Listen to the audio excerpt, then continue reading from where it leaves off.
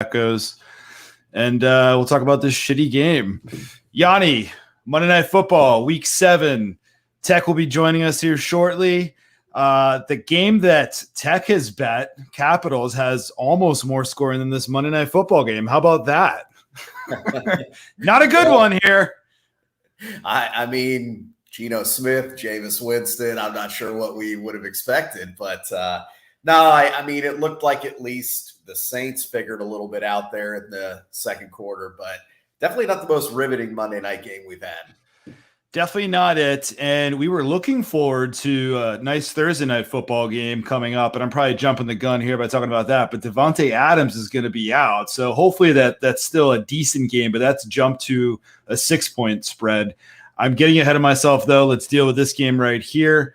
10-7 at halftime. Saints up. It's been ugly. I'm pretty sure I saw that the Seahawks were at like 3 yards per play 10 minutes ago. Point spread in the game right now, Seahawks 6.5-point dogs, over under 37.5. So we're at 17 points. That's inferring a 20.5-point second half. And that even seems like a lot of points with their lack of moving the ball and the weather. Money line, Saints minus 355, Seahawks plus 270. Anything hitting you early other than you might hit the sack early and go to bed? There's definitely minus odds on that right now.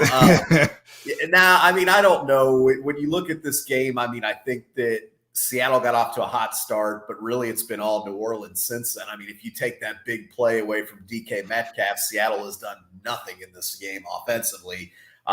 Defense played all right, but really at this point, I think Sean Payton's just decided, hey, we're going to take these 5-yard checkdowns. We're going to take these little dink and dunks. We're going to run the ball, 15-play drives, whatever they're doing, and it's going to be enough because I think at the end of the day, can Seattle score on this New Orleans defense? And if it weren't for that huge play to Metcalf, they haven't proved they can move the ball at all. So I don't know. I'm going to look at the lines here with you right now, but I mean, you got a game like you said. Weather's not great. Realistically, 2 backup quarterbacks when we're really talking about it here. So I don't know.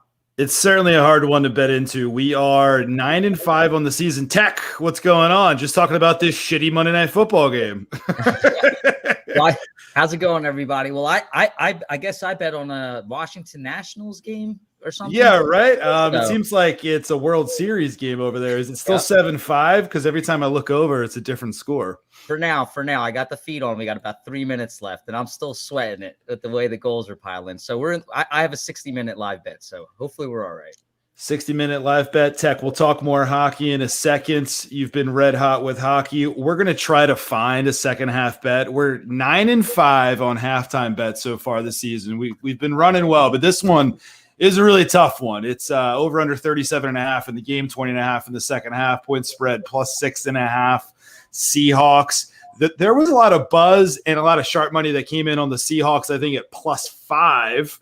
Yanni, I'm not even sure if I like that at this point. I'm going to scroll around for some prop bets also because we have hit some decent props here in the second half through 6 weeks.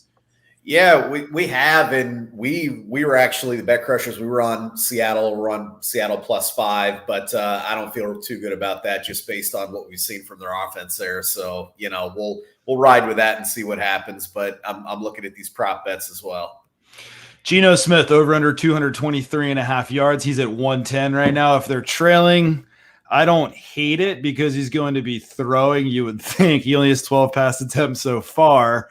Some of that's game state. We have some shitty weather here also. I don't hate that. We'll take a look at the touchdown market too. Jameis Winston over under 266.5 pass yards. Also not awful. I actually have Winston over 204.5 pass yards. I didn't love it as the week went on because I bet that on Thursday or Friday. I didn't love it because of the weather, but I think, knock on wood, I should be able to get there.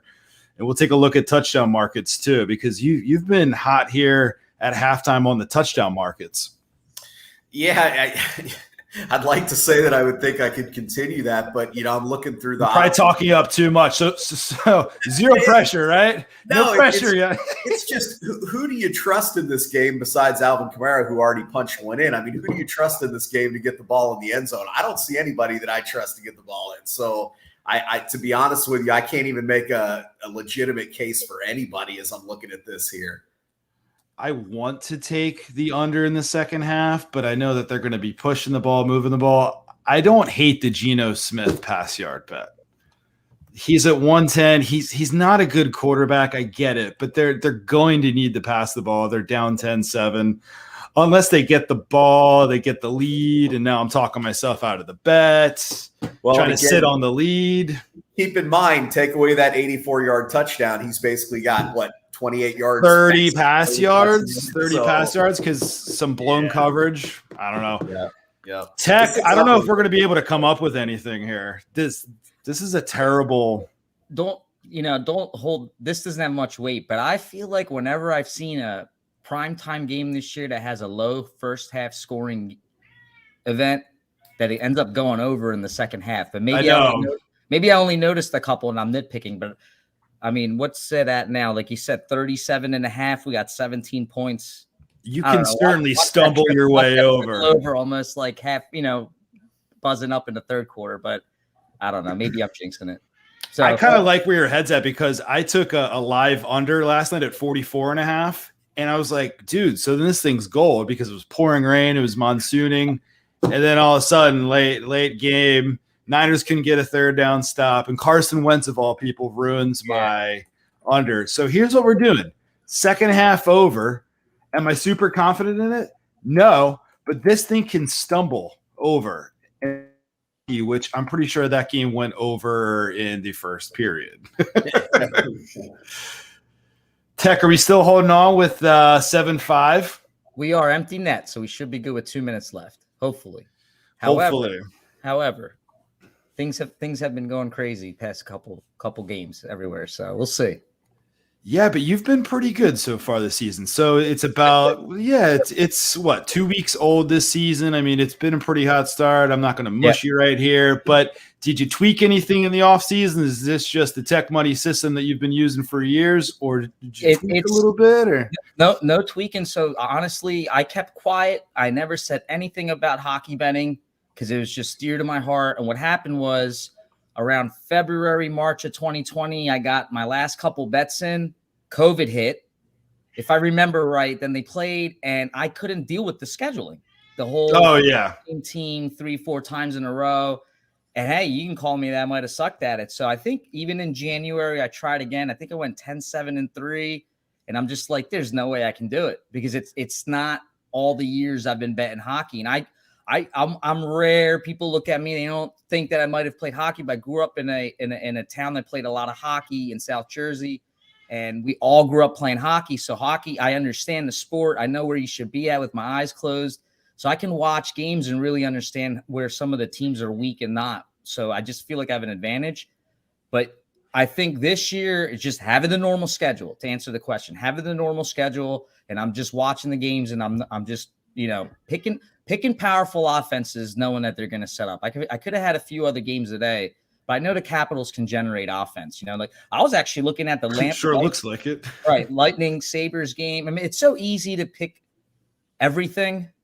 But I keep a low volume, and I just, again, to keep it short, I just think it's because I'm getting that schedule back. That's what it is for me.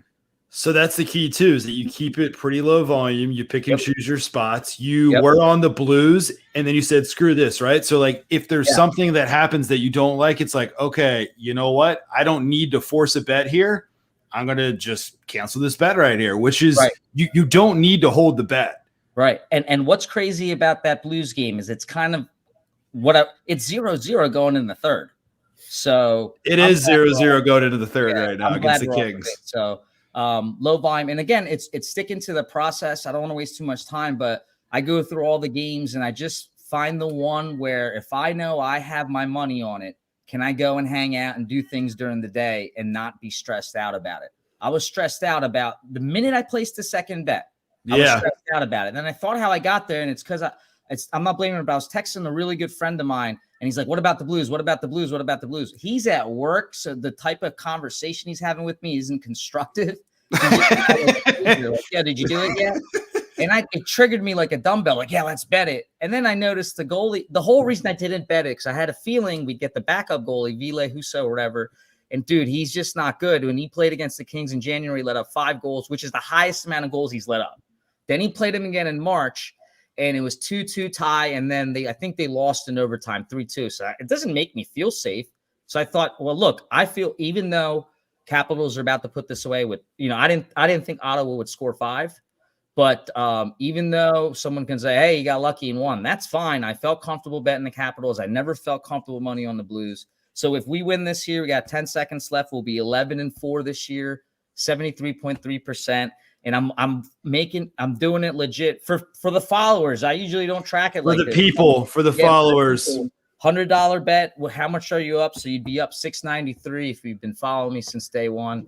And I think I got something I like tomorrow a lot too. So as I was getting rep for the show. So, I mean, I'll get right into it. I think tomorrow we're going to have to do something with the Colorado Avalanche because Golden Knights are out with Stone. Pacriotti's out. That's extremely high production for that team. If you just look at stats, even just box scores, having those two guys off the ice is a big void to fill. The way they play, it's tough.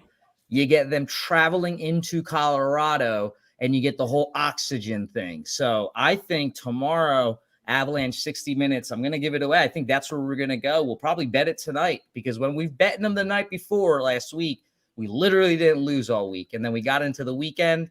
I always get into a mental funk, not to keep rambling. When the weekends come, I get into a mental funk. So Saturday, we go 1-for-1. And just to break it down, you got to stick to your rules. We should have never been on the loss. It's not hindsight because I have a rule. Don't take a team that's playing back-to-back.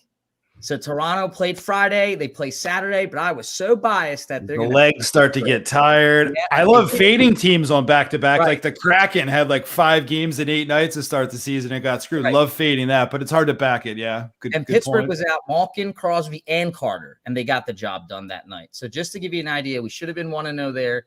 Yesterday was chippy. I lost confidence. I don't know why. We've been good. And I was like, I wanted the Bruins the whole time. Wanted the Bruins 60.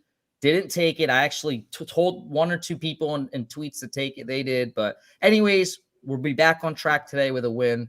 But I explained that because it comes down to you got to stay confident in your process. Oh,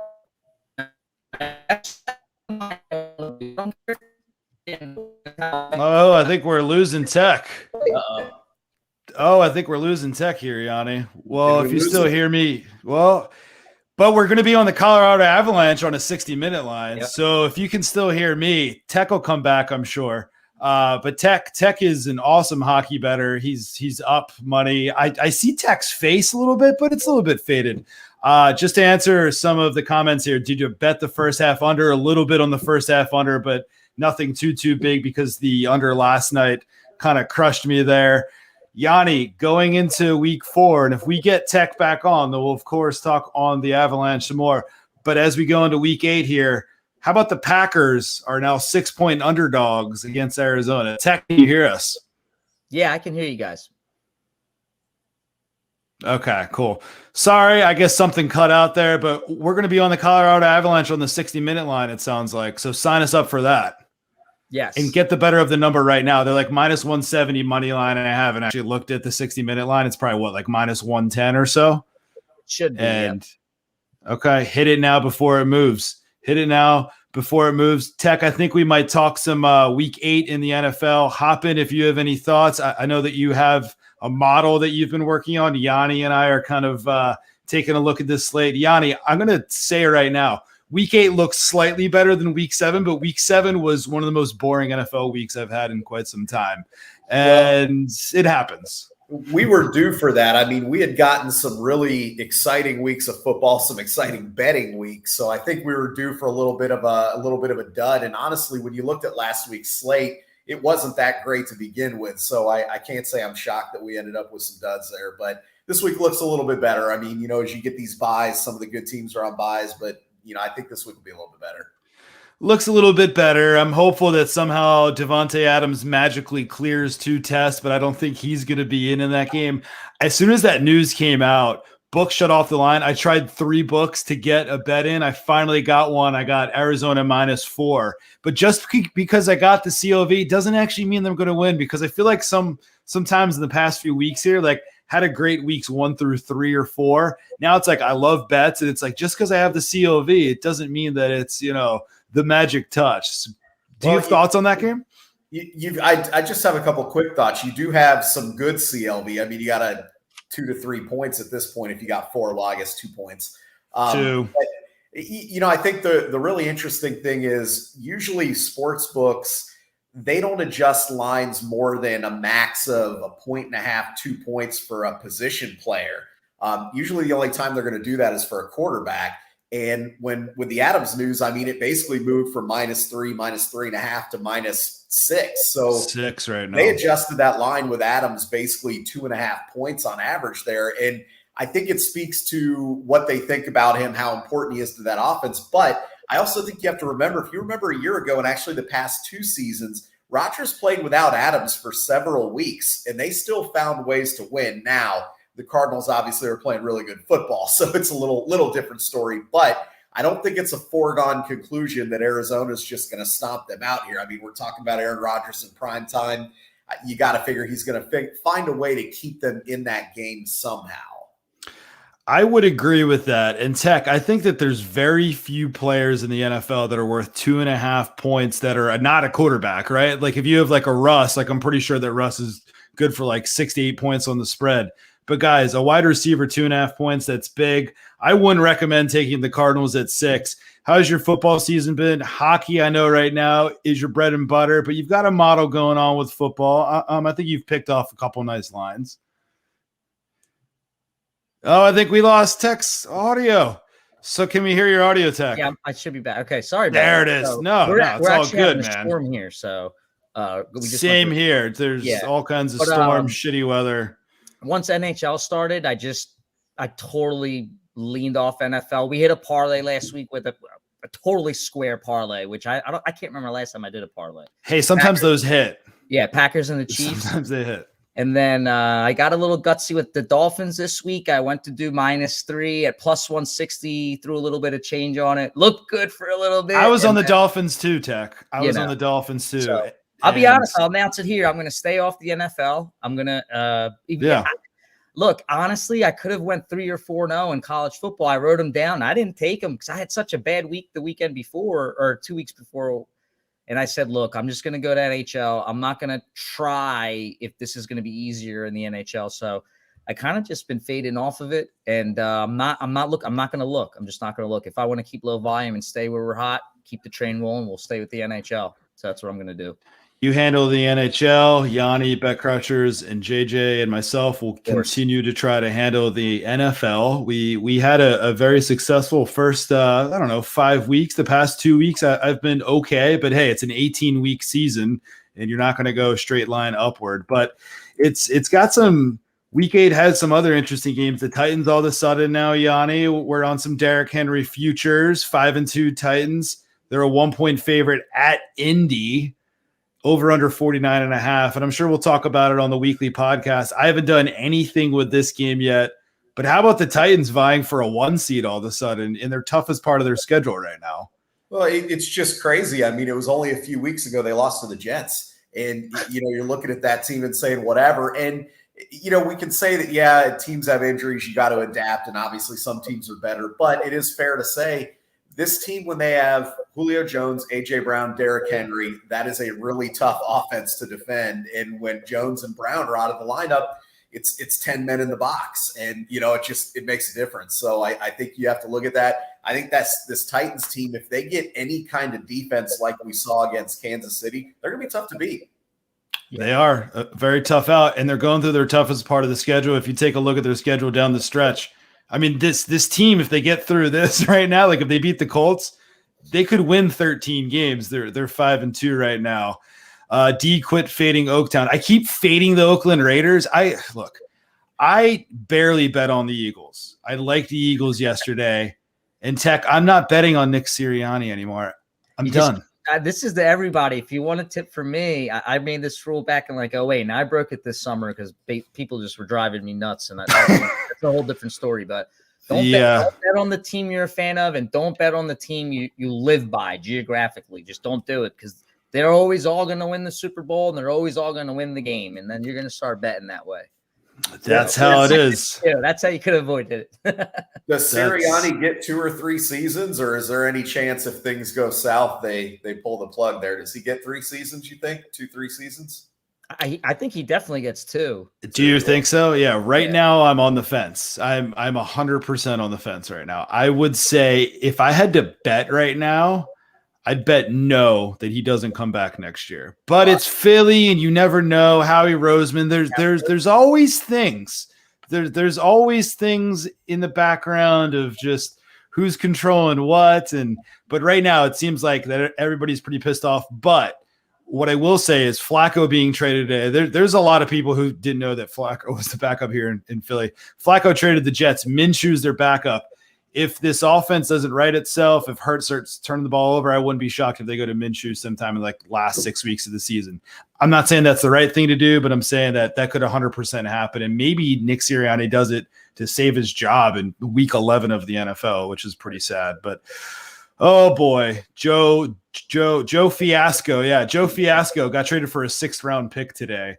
I don't even know how he's still in the league, but Tech has a good point of view there. When in doubt, don't bet on your hometown teams because you're often going to be disappointed. One, if they lose, you'll be pissed off. 2, if you bet on them, it's like, Jesus Christ. But I'm not fading the Oakland Raiders anymore, or at least for the next like month or so, who have impressed so far. So guys, good stuff. Good halftime show. We've got Colorado. Get that, people, before that line moves. They're minus 170 on the money line, 60-minute line. I think like minus 110.